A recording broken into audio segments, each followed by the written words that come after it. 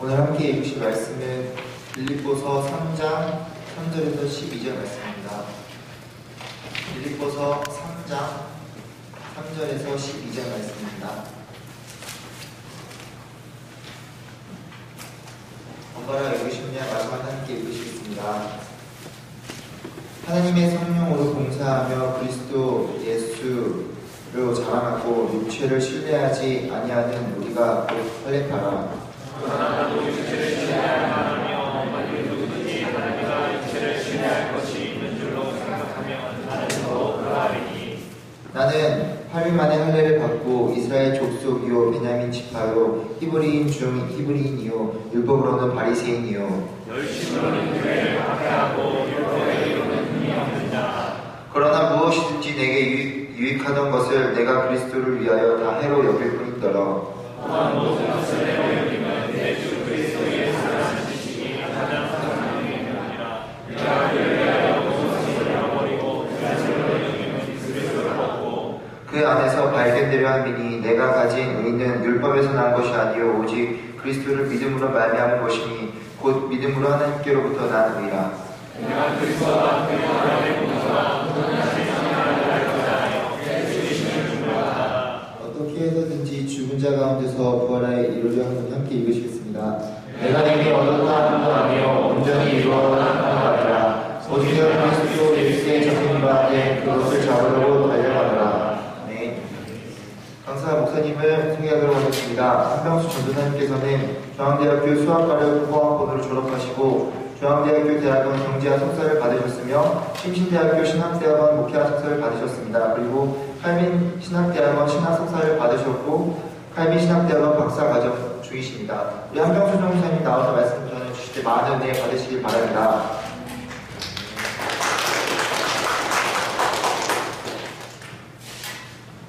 한번 기도하겠습니다. 사랑과 은혜가 풍성하신 아버지 하나님, 주의 크신 사랑과 은혜 감사드립니다. 주님, 이 자리 가운데 주님 홀로 영광 받으시기 원합니다. 주의 이름만 홀로 기념되게 하옵소서. 이 자리만이 아니라 이 자리에 참석한 모든 성도님, 그 형제자매들의 현장의 삶 속에서 우리 아버지 하나님이 기념되는 삶으로 주께 원하게 하옵소서. 감사드리며 예수님의 이름으로 기도했습니다.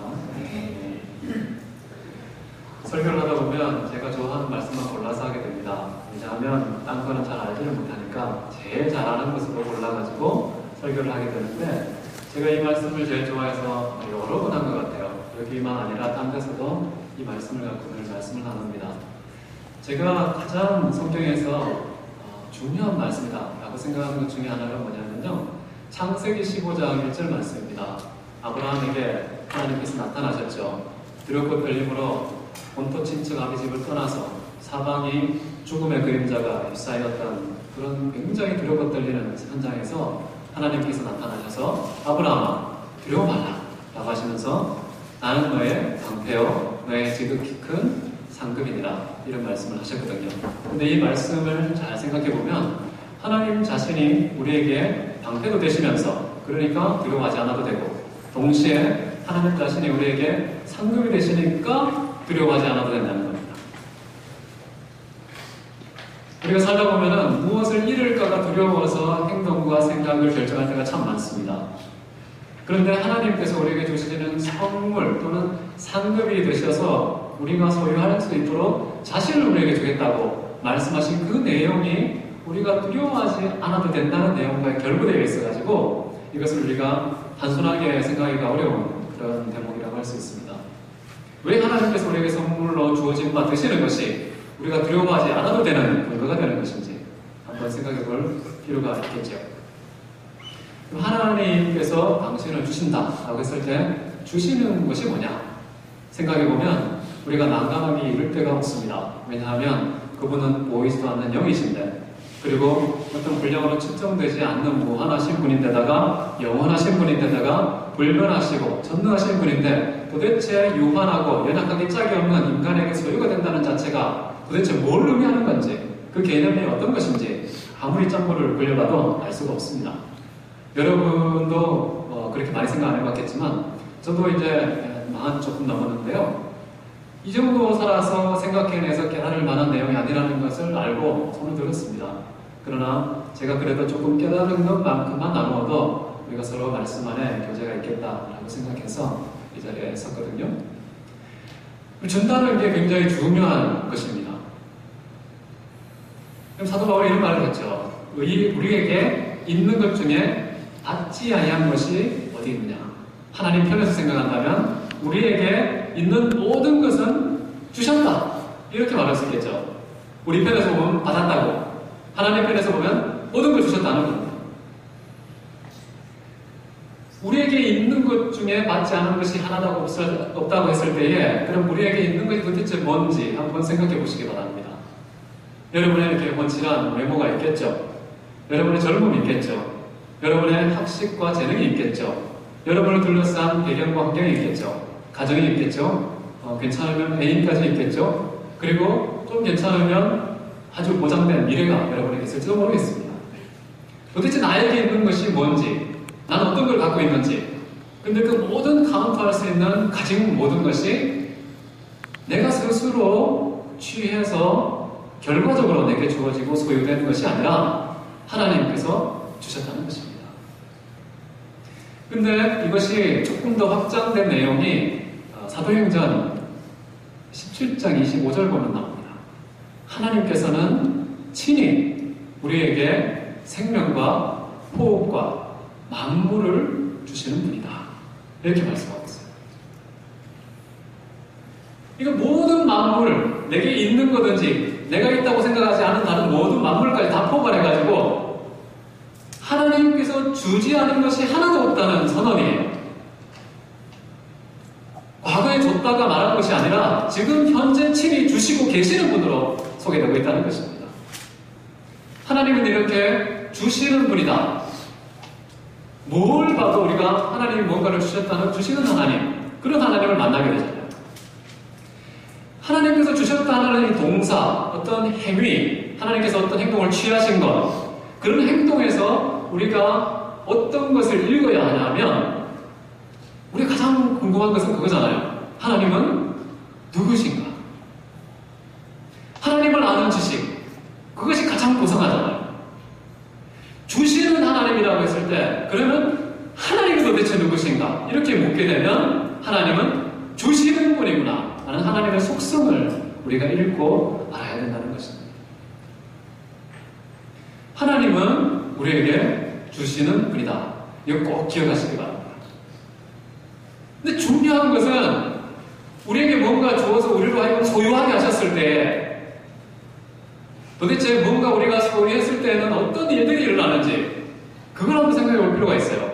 하나님께서 뭔가를 주실 때에 무턱대고 주님 기분 좋으신 대로만 주신 게 아니고 우리에게 가장 좋은 것, 우리에게 가장 기묘한 것, 가장 긴급한 것, 이건 없으면 도저히 생존이나 삶이나 의미나 가치가 없어지는 그렇게 하나님 편에서 보시기에 최고의 것을 주고 싶어하는 하나님의 마음이 있지 않겠어요? 그래서 성경에 보면 하나님은 우리에게 늘 제일 좋은 것을 주기 원하시고 제일 좋은 길로 인도하기 원하신다고 했잖아요. 주시고자 할 때 하나님의 마음이 그런 방식으로 최상급으로 표현이 된 거죠. 항상 최고의 것, 제일 좋은 길, 그것을 우리에게 주고 싶어 하신다라는 것입니다. 그런데 중요한 것은 우리가 뭔가를 주어진 바 되어서 소유했을 때에 우리 편에서는 어떤 일들이 일어나는가 생각해 볼 필요가 있다는 것입니다. 여러분, 제가 정년이나 저정년은 말씀을 나눈 것 같은데요. 여러분, 사람이 처음에 술을 먹어서 소유하죠. 근데 시간이 지나면 술을 먹습니다.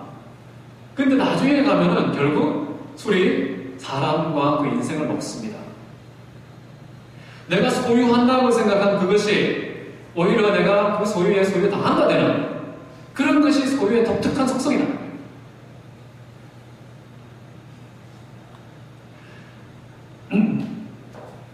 여러분, 우리가 늘 자기 자신에 대한 궁금증 갖고 있지 않습니까? 나는 누구인가? 이런 물음을 던지면서 살아갈 것입니다. 수업 시간에도, 예배 드릴 때에도, 가족과 친구들 만남 속에서도 늘 내가 누구인지를 발견해 나가는 삶이 이어질 것입니다. 나는 누구인가? 했을 때 많은 사람들이 이런 대답을 하기 좋아합니다. I am what I eat. 나는 먹는 그것이 바로 내다. 이런 말이겠죠. 안 웃긴가 보죠? 내가 인스턴트 식품만 먹으면 인스턴트 인간이 되는 거예요. 고기만 먹으면 고기에 주분하는 사람으로 자꾸 되어져요. 심리하죠. 먹은 대로 되어지는 게 여러분 시간이 많이 흐를수록 연세가 드셨을수록 훨씬 더 실감하는 내용이에요. 부인할 수가 없는 겁니다. 사람은 먹은 대로 된다.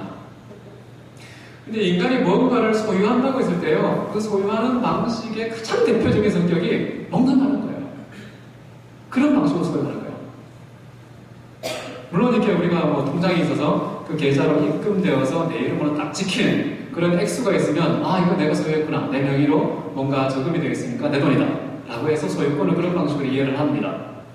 그리고 이렇게 애인을 사귀면 이제 넌 내 거 해가지고 나의 운명 해가지고 내 소유인 것처럼 그렇게 생각을 하게 되죠.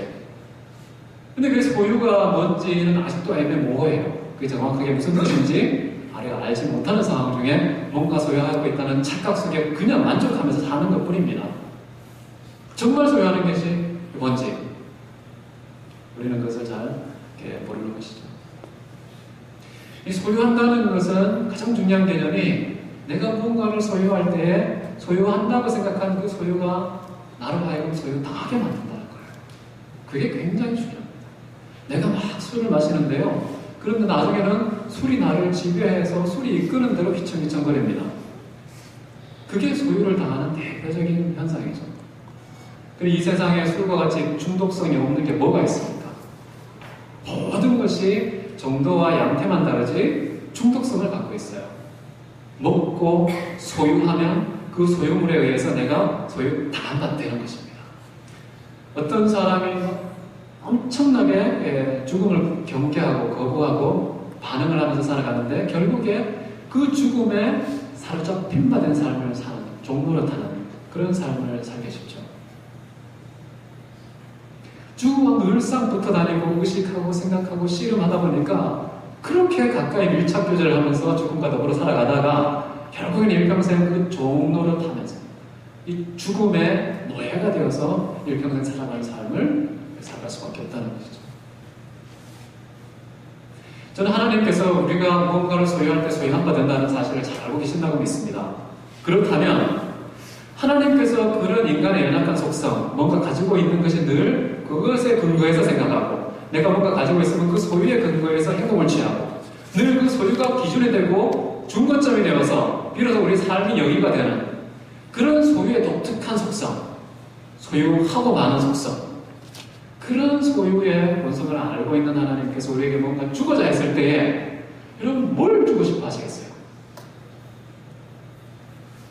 건강 주시겠죠. 주시는데 건강하면 그 건강의 기초에서 온갖 일들을 저질러요. 그 건강에 소요된 바 되는 삶을 살아갈 수 있다고요. 돈을 많이 주실 수 있겠죠. 근데 돈을 많이 주면 돈에 갖고 있는 그 소유의 액수만큼 근거해서 행동을 취하고 사람들을 만나고 대할 때 나의 태도와 자세가 결정이 되고 엄청 부자인데 아주 가난한데 벌써 소유 때문에요. 제가 그 사람들을 대하는 태도가 결정이 되어버린다니까요. 이런 게 소유물에 소유당하는 것입니다. 지식도 마찬가지예요. 어떤 분이 이렇게 얘기합니다. I am what I read. 내가 읽은 게 바로 그 나 자신이다. 라는 것이죠. 우리가 누구냐 했을 때는 what I read. 내가 지식으로 먹고 소유한 그런 정보나 지식이 오히려 나를 삼키고 나를 먹어버리고 소유하는 현상이 나타나는 거예요. 내가 뭔가 좀 안다고 하면요, 그 아는 것에 근거해가지고 하나님의 말씀을 판단하면서 그 지식의 노예가 되어버려요. 오히려 하나님 말씀은 더 거리가 생기고 하나님의 말씀은 낯설고 엉뚱하다고 판단하면서 버리고 오히려 그것을 판단하는 기준으로서의 그 지식이 나를 소유해서 그 지식의 종로를 하면서 내가 이 땅을 살아갈 수 있다는 거예요. 지식을 소유한다는 것도 물론 좋은 거지만 오히려 그 지식의 소유 당한 바 되는 그런 삶으로의 위험성이 있다는 하나님의 판단 아래 우리에게 주고 싶어 하는 건 궁극적으로 지식도 아니라는 거예요.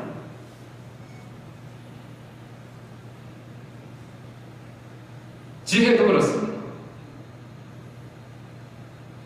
우리가 좋고 괜찮다고 생각하는 내 명예를 드높여주고 내 삶의 가치를 풍요롭게 만들어준다고 판단하는 그 모든 내용들이 사실은 궁극적인 소유의 대상은 아니라는 거예요. 하나님께서 우리에게 모든 것을 주시는 자로 계세요. 생명도 우리에게 주셨고요. 호흡도 우리에게 주셨고요. 그리고 우리의 생명과 호흡이 유지될 수 있는 모든 만물의 조건들, 모든 온도나 기압이나 이 지구촌의 모든 얽히고 설킨 그런 자연적인 질서, 이런 것도 하나님께서 우리에게 주셔서 비로소 호흡이 가능하도록 살아가게 하시는 거죠. 다 주신 거예요. 주시면 내 주머니로 탁 집어넣어서 소유한다는 것에 착각하면 안 되는 거예요. 우리가 생명이, 호흡이 유지되게 하도록 조성해 주신 이 모든 것은 우리가 누리면서 지금 소유하고 있는 거예요. 온도를 소유하고 있는 거예요. 하나님께서 마련한 기압, 우주의 절대 온도, 그리고 모든 인간의 피부나 혈액이나 호흡이나 의식 구조나 사유의 방식이나 신진대사나 모든 것들이 하나님께서 주신 내용들을 누리고 소유하는 그런 성격이 있어요. 근데 하나님께서 왜 그렇게 주셨을까요?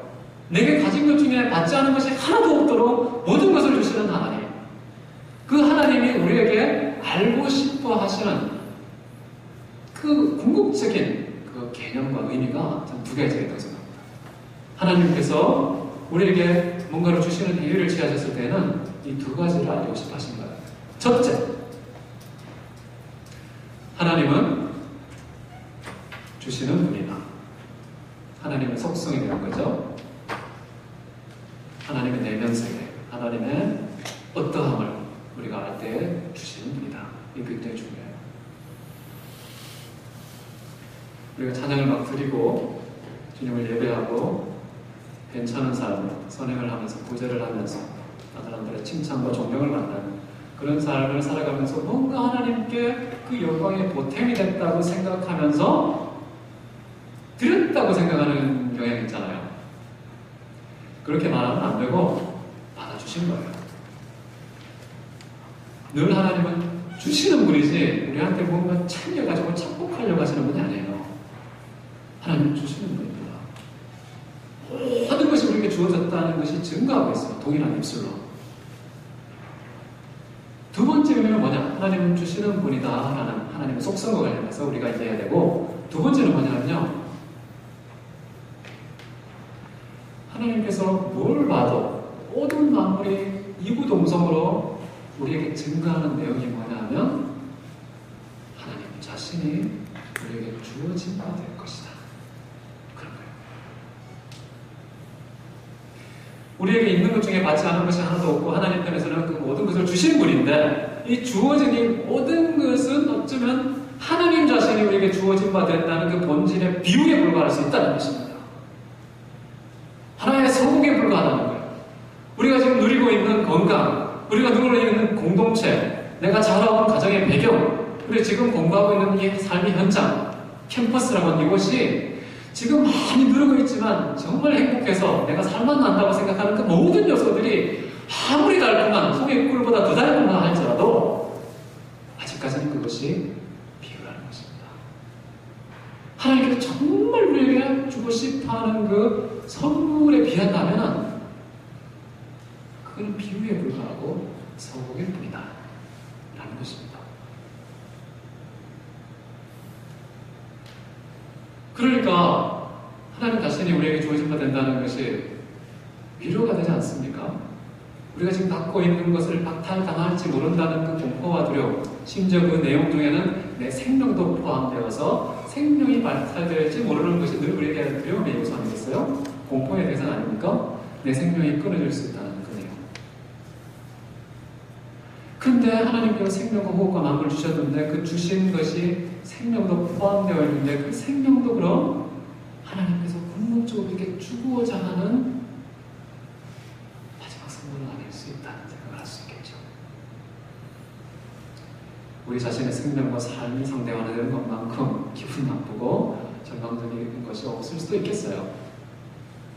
그러나 하나님께서 우리에게 주고자 하는 그 선물이 너무 크기 때문에 그 앞에서는 생명도 마치 비유에 불과할 수 있다는 거죠. 정리하면 이렇습니다. 하나님은 누구라고요? 우리에게 주시는 분, 굉장히 중요하고, 두 번째는 모든 걸 주셨는데 이것이 증거하는 궁극적인 내용은 하나님 자신도 우리에게 주어진 바 될 것이다. 그걸 이제 구약 전체에서 어떤 표현으로 압축해놨냐면요, 하나님은 우리의 하나님이 되고, 이 소유격을 쓸 수 있죠. 이제 주어진 바 되시는 거니까 우리의 소유격이에요. 우리 하나님이 되시고, 우리는 하나님의 백성이 되는 것. 아주 소유권이 아주 묘하게 꼬여 있습니다. 이 의미를 아시겠죠? 하나님께서 우리가 뭔가를 소유했을 때는 소유를 당한다는 속성을 알고 계신다고 했죠? 자, 그렇다면 하나님 자신이 우리에게 주어진 바 되었다고 하는 말을 그런 소유의 속성으로 풀어본다면 어떻게 되는 걸까요? 하나님 우리에게 선물로 주어진 바 되어서 우리에게 소유된다면, 이걸 뒤집으면 그 소유물이신 하나님에 의해 우리는 소유당한 바 되는 자가 됐다는 것이겠죠. 의미 이해되시죠? 하나님은 우리의 하나님, 내거 이렇게 소유권을 주장할 수 있어요. 근데 그분이 우리에게 소유된다는 말의 궁극적인 속성은 뭐냐 하면, 우리에게 선물로 소유된 바 된 그 하나님에 의해서 우리가 소유가 당하는 바 된다는 거예요. 그래서 우리는 우리 거가 아니고 하나님 거예요. 내 거가 아닌 것입니다. 우리가 하나님을 취하는 방식이 아주 독특해요. 그냥 점잖게 우리가 평소에 갖고 있는 일상생활 속에서의 소유관념이 아니에요. 하나님께서 우리에게 주고 싶어 하는 것이 하나님이라는 것은, 하나님은 어떤 마음을 우리에게 갖고 계시냐면, 너희는 내 거야, 이런 거예요. 너희는 내가 피로 값주고 산 내 거라는 거예요. 어떤 죽음의 권세가 건드릴 수 없는 거예요. 만지지도 못하는 거죠. 악한 자가, 사망이, 죽음이, 어떤 적신과 칼이나 이 땅의 피조물이나 천사들이나 미래의 일이라 할지도 하나님의 것을 함부로 건드릴 수 없다는 선언이, 내가 너희에게 선물로 주어진 바 된 소유물이 되겠다 라는 아브라함 믿음의 조상에게 했던 약속, 당신이 친히 지극히 큰 상급이 되겠다는 그 말에 하나님 편에서의 우리를 향한 그 마음이라는 것입니다. 그 성경 전체가 그걸 얘기하고 있어요. 그래서 계시록에 보면 그런 말 또 나와요. 장차 새 예루살렘과 새 예루살렘, 새 하늘과 새 땅, 거기서 이루어질 놀라운 만찬에 어떤 일이 일어나냐면, 하나님은 우리의 하나님이 되시고 우리는 그의 백성이 되었구나, 이런 신구약 전체를 쭉 관통하고 있는 하나님의 언약이 완전히 성취된 그 축제의 현장이 바로 새 예루살렘 성회라는 것입니다. 근데 중요한 것은 신구약의 선지자와 사도들이 이구동성으로 예언을 했는데, 그 예언이 하나님께서 우리에게 주어진 바되는 그 예언이 구체적으로 이 땅에서는 어떻게 구현될 것인가에 대한 그림은 없었어요. 도대체 하나님께서 우리에게 지극히 큰 상급으로 선물로 주어진 바 되신다는 그런 내용이 어떻게 이 세상의 역사 속에 풀어질지에 대해서는 그 구체적인 묘사와 그림이 없었던 것입니다. 그래서 세대와도 헷갈렸죠. 오실리가 당신이 맞습니까? 뭔가 감은 있는데, 그 마지막 선지자요, 모든 선지자들의 선언한 예언을 다 종합하는 자요, 그 종지부를 찍고 있는 세례 요한마저 하나님이 도대체 우리에게 지극히 큰 상급으로 주어진 바 되어서 우리의 것이 되는 이런 일이 어떻게 일어날지, 무한하신 하나님 어떻게 소홀될지 우리가 알 수가 없잖아요. 어떻게 피조물이 짐작해 갈 수 있겠어요? 근데 하나님이 우리에게 주어지는 방식은 구약 전체가 예언하고 있지만, 성자 하나님이 우리에게 이 땅에 오시는 겁니다. 육체의 몸을 입으시고 인간의 모든 죄를 사하시면서 십자가에 잘려 죽으시면서, 사망은 그분에게 역사하고 동시에 생명은 우리에게 역사하는 방식으로 하나님 자신이 우리에게 주어진 바 되더라고요. 여러분, 사람이 참 중요한 의미는 생을 마감하는 마지막 순간에 유언에 드러나는 것 아닙니까? 예수님의 마지막 유언은 뭘까요? 네? 그렇게 자기에게는 안 들려요. 예수님께서 마지막으로 유언하신 건 그거였죠. 떠나시기 전에 마지막으로 남기신 말이 볼지어다 내가 세상 끝날까지 너희와 함께 있겠다. 끝까지 당신 자신이 우리에게 소유된 바 되시는 선물이 되시겠다는 거죠. 아니, 떠난다는 거죠. 그 소유되는 방식은 진짜 내가 하나님 안에, 하나님이 내 안에, 주님이 내 안에, 내가 주님 안에. 그럼 이보다 더 진한 소유 방식이 있어요? 어떻게 하면 소유되는 건데요? 하나님을 소유한다고 했을 때 보이지 않는 영이신 그분이 육체를 입고 이 땅에 오셔서 예수 그리스도가 우리에게 주어진 바 되어서 우리는 영생을 얻고 영원토록 함께한다. 하나님과 함께하는 그런 축복과 선물과 은혜를 받았죠. 하나님께서 우리에게 그렇게 주어진 바 되신 거예요.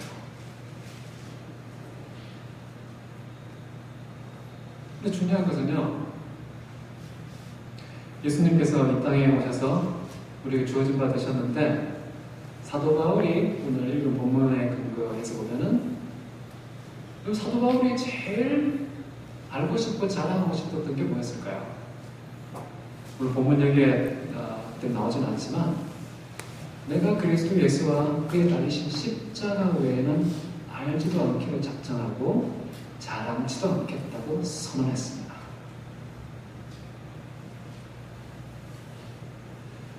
오늘 설교 제목을 저렇게 잡았는데요. 그리스도 예수께 사로잡힌 바 된 자. 정말 하나님을 우리가 소유했다면 그 구체적인 열매와 증거와 내용은 뭐냐면 우리가 소유하고 있다는 그 하나님에 의해서 우리가 소유당한 바 되는 자가 진정으로 소유한 자입니다.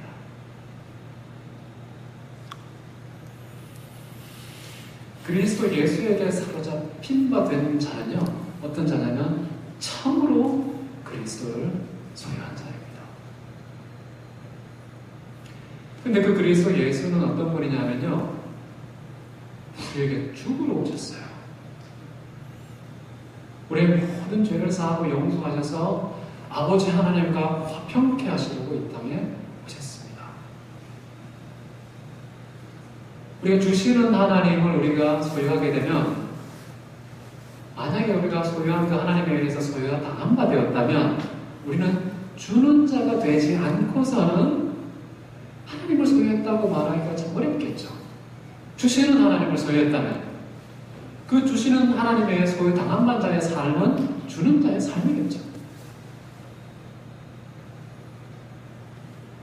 그게 없는데 여러분, 하나님을 소유했다고 생각할 수 있습니까?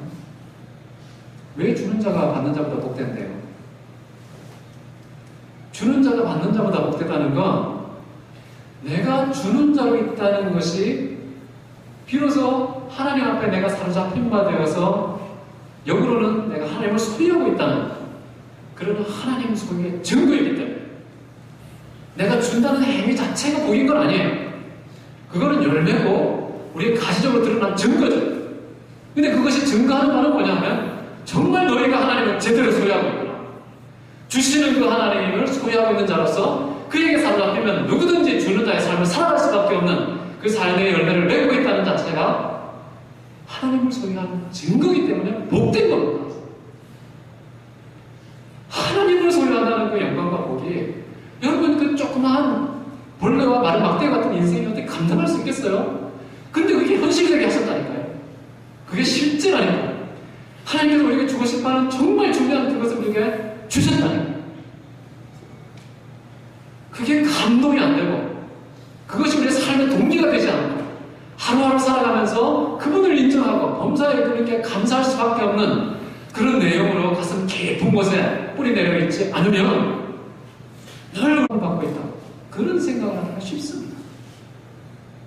그 외의 시간들은 하나님이 인정할 수도 없고 그 외의 시간에는 도저히 감사할 수 없는 거예요. 정직한 양심으로.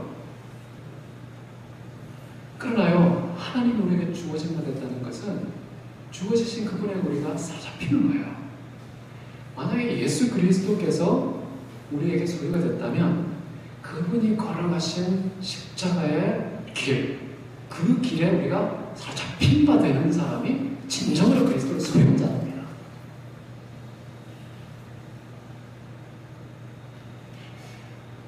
움직이잖아요. 내가 어떻게 감히 십자가에 끔찍한 걸. 이런 생각을 하면서 벌써 마음으로 솔직히 따라가기는 어려워요. 그렇지 않습니까? 근데 예수님께서 걸어가신 그 십자가의 길, 이제 곧 죽음이 임박한 그 직전 6월절을 맞이하는 예수님이 뭘 말씀했냐면요. 요한복음 12장에 나오는데요. 인자가 영광을 얻을 때가 왔다. 이렇게 표현해요.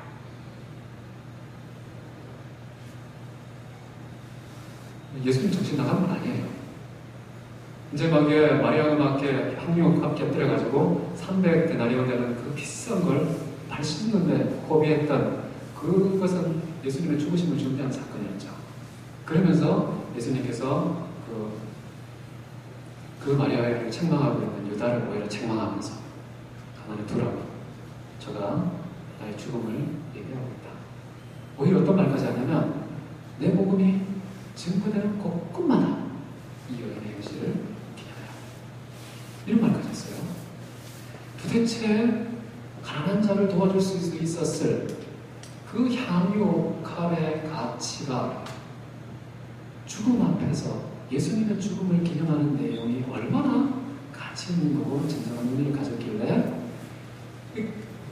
그때 당시에 교회의 표지라고 할 수 있는 가난한 자를 구제하고 도와주는 이런 선행까지도 상대화시키는 가치가 죽음에 있는 것일까 생각해 볼 수 있겠죠. 제가 돌려서 꼬아서 얘기했는데 다 알아들으시네요. 죽음이라는 건요, 그냥 단순히 호흡이 중단되고 모든 우리에게 주어진 은총이 종결되는 그런 것으로 이해하기 쉬워서 늘 거리를 두고 우리에게 있어서도 안 되고 다른 모든 것을 대가를 지불하고 있어도 이것만큼은 피해야 하는 그런 내용으로 죽음이 우리에게 인식되고 있지 않습니까? 근데 예수님은 오히려 그런 죽음이 임박한 6월절에 그 여인을 죽음을 기념했다고 칭찬하면서 복음 증거되는 모든 것에 증거하는 것, 이런 평가를 내렸습니다. 그 배우에는 이제 그런 것이죠. 비로소 인자가 영광을 얻을 때가 왔다는 그런 의미가 죽음과 결부되어 있다는 것입니다. 쭉 좀 내려오면 뭐가 또 나오냐면요. 아버지여, 이제 아버지의 이름을 영화롭게 하옵소서. 도대체 예수님께서 이제 코앞에 죽음이 임박한 그런 순간에 이 죽음이 인자가 영광, 이 땅에서 살면서 그 삶의 의미가 최고조가 되면서 더 이상 이보다 더 높은 가치가 없을 삶의 가장 중요한 순간이 왔다고 표현하는 동시에 나를 보내신 그 아버지가 비로소 그 죽음에 비로소 그 이름이 존귀케 되는, 영화롭게 되는 그런 내용과 죽음이 이렇게 동시에 결합되어 있다는 이 의미를 생각해볼 필요가 있다는 것입니다. 여러분, 정말 그리스도에게 사로잡힌 자는요, 예수님과 그의 달리신 십자가 외에는 알지도 않고 잘하지도 않게 되는 판단이 생기는데, 그것이 우리에게 구체적으로 나타나는 삶의 현장에서는 어떤 일이 생기냐면 실제로 예수님이 가신 죽음의 길을 비로소 내가 이 땅에 살아가면서 그 인생의 가장 큰 영광이 주어지는 순간이구나, 이런 판단과 자세로 그것을 기쁨하지 않는 것입니다.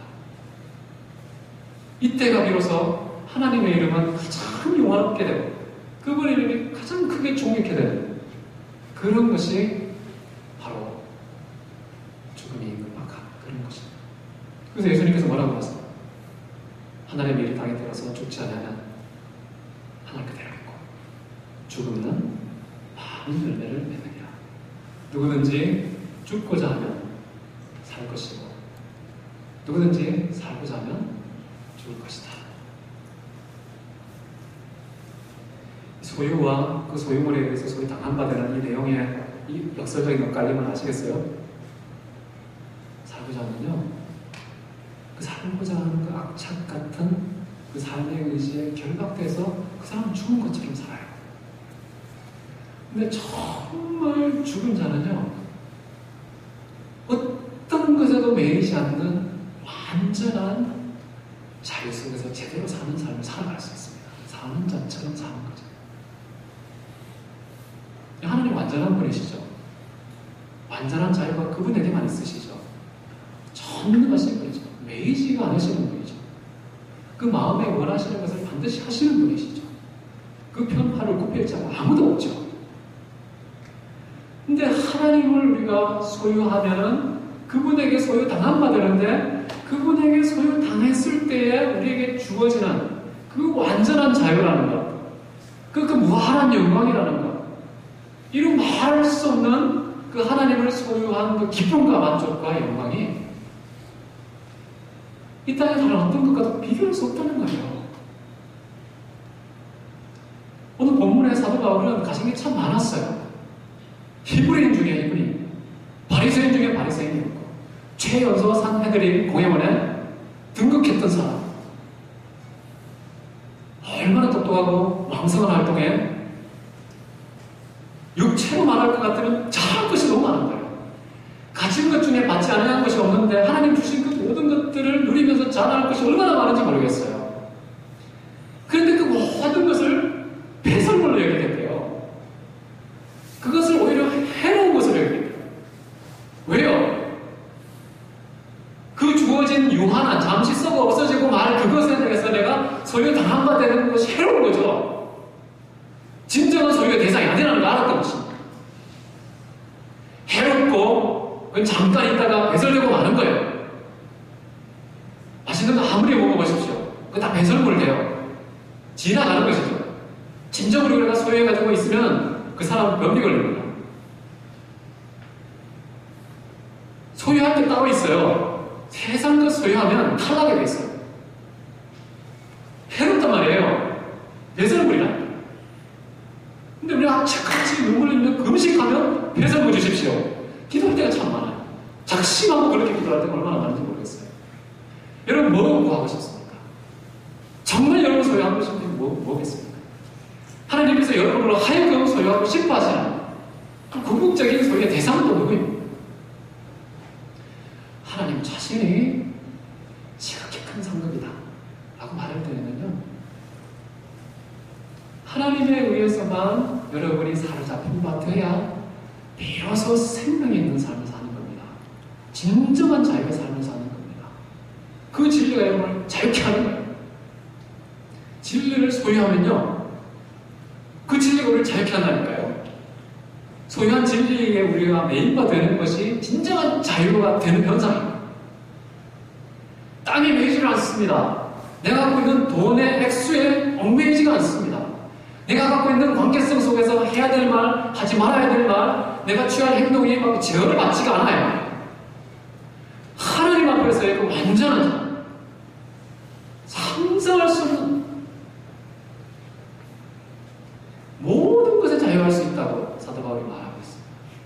물론 모든 것이 덕을 세운다는 측면에 보다 높은 가치의 기준으로 스스로를 제어하고 있죠. 귀한 것이죠. 그게 이제 십자가의 내용일 수 있겠습니다. 십자가를 짊어지는 것입니다. 완전히 그리스도를 소유한 자로서의 그 자유함이 있는 자가 비로소 십자가를 지면서 부자유를 자발적으로 선택하는 자의 삶. 그게 진정한 그리스도 소유자의 모습이에요. 예수님께서 힘이 없어서 못 밖에 돌아가셨습니까? 아니죠. 내가 내어 준 바 되었다고 했잖아요. 너희가 내 생명을 취할 권세가 있는 것이 아니라 나는 내 생명을 취하고 버릴 권세가 있다고 얘기했죠. 완전히 자유하신 그분이 스스로를 십자가에 못 박아 돌아가시는 그런 판단을 내리는 그 길을 우리도 걸어가는 것이 모든 것이 자유와 그 십자가의 길을 쫓아가는 것이 진정으로 그리스도 안에 사로잡힌 자가 되는 것입니다. 그래서 사도 바울은 이제 이렇게 얘기하는 것이죠. 보십시오. 10절 보세요. 내가 그리스도와 그 부활의 권능과 그 고난의 동참함을 알게 하여 그의 죽으심을 본받아 어찌하든지 죽은 자 가운데서 부활을 누려 하노니. 이거 죽겠다는 말 아니에요? 죽겠다는 말이 십자가의 길 다른 표현이죠. 왜 그래요? 이렇게 잘난 사람이. 육체로 말할 것 같으면 자랑할 것이 수도 없이 손가락을 훨씬 더 넘어서는 그런 어마어마한 분량과 수요가 있는 자랑거리를 배설물로 여기고 해롭게 여기고 그러면서 이분이 하고 싶어하는 건 뭐냐면 오로지 그리스도 예수 안에서만 발견되는 자가 되고 싶어 한다는 거예요. 다른 표현을 쓰자면 그 마지막 절에 내가 그리스도 예수께 잡힌 바 된 그것을 잡으려고 한다는 거예요. 삶의 방향과 목적이 뚜렷합니다. 예수 그리스도에게 사로잡히는 거예요. 그분에게 소유된 바 된 사람이 되고 그런 삶을 살아가겠다는 선언인 것이죠. 여러분 왜 캠퍼스 와서 공부하고 있습니까? 왜 맨날 예배를 드리세요? 뭘 추구하고 있습니까? 어떤 목적에 목말라서 여러분은 부르짖고 계시죠?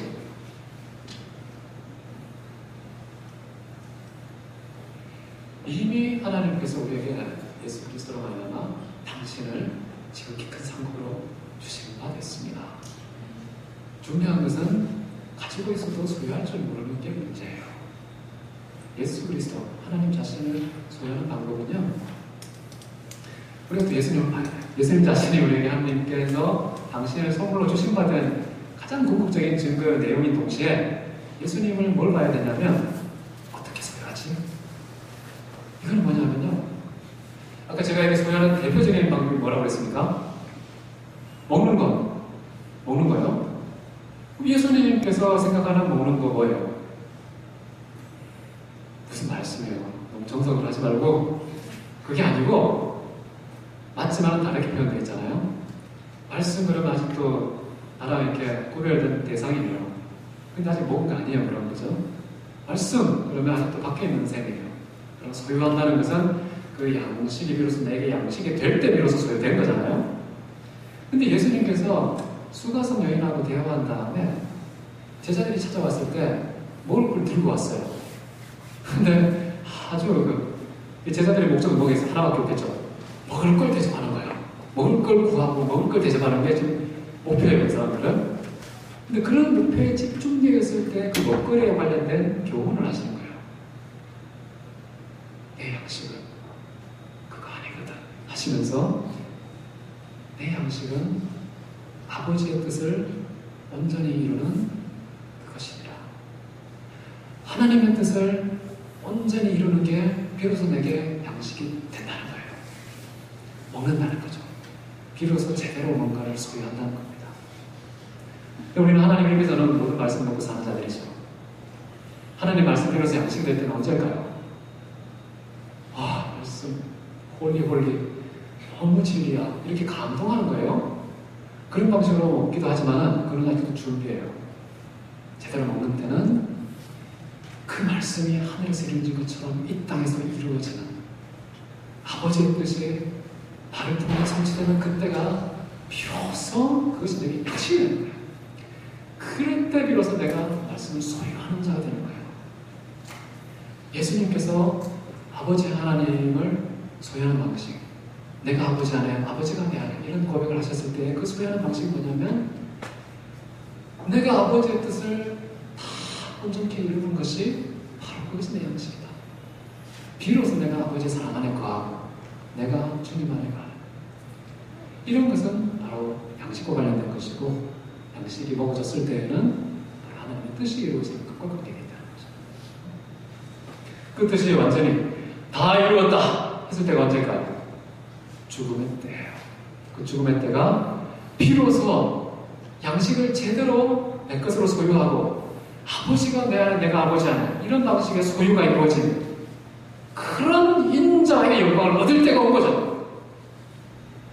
그것이 바로 아버지께 영광이 돌려지는 하나님의 이름이 영화롭게 되는 바로 그 현장이 결국 그분이 죽음으로 모든 것을 다 이루어서 아버지의 뜻을 온전케 하는 그 순간이라는 것입니다.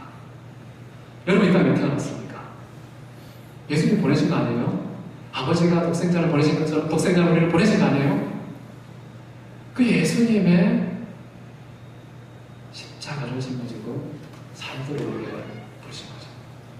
여러분의 이 땅의 최고의 영광과 그리고 이 땅에 보내신 그 아버지 하나님께 가장 영원롭게 하는 그 비밀은 뭐냐면요, 십자가의 삶입니다. 사도 바울의 표현을 빌자면 그리스도 안에서 발견되는 자가 되는 거예요. 괜찮은 외모로 발견되지 마십시오. 눈에 띄는 분이 몇 분 있네요. 그리고 내가 학식 좀 해서 성적표 화려한 것으로 일어나지 마십시오. 똑똑하네. 이 정도 소리 들었습니다. 괜찮은 구제 몇 번 해가지고 그걸로 이렇게 폼 잡고 따뜻하게 목이 뻣뻣해지지 마시기 바랍니다. 예수님 그 십자가 돌아가실 때 그 다 보상을 다 계산하고 하셨나요? 투자하셨나요? 투자하시고 계산된 투자가 아니었죠. 그냥 아버지의 뜻을 이루는 게요. 그게 영광이었어요, 그분에게는. 그게 삶의 의미였고 가치였고 이 땅에 오신 이유였습니다. 뭐 이렇게 꼭 계산하면서 돌아올 보상을 생각하지 마시고 내게 가장 큰 영광, 그리고 아버지께는 가장 영화롭게 되는 그 삶이 무엇인가?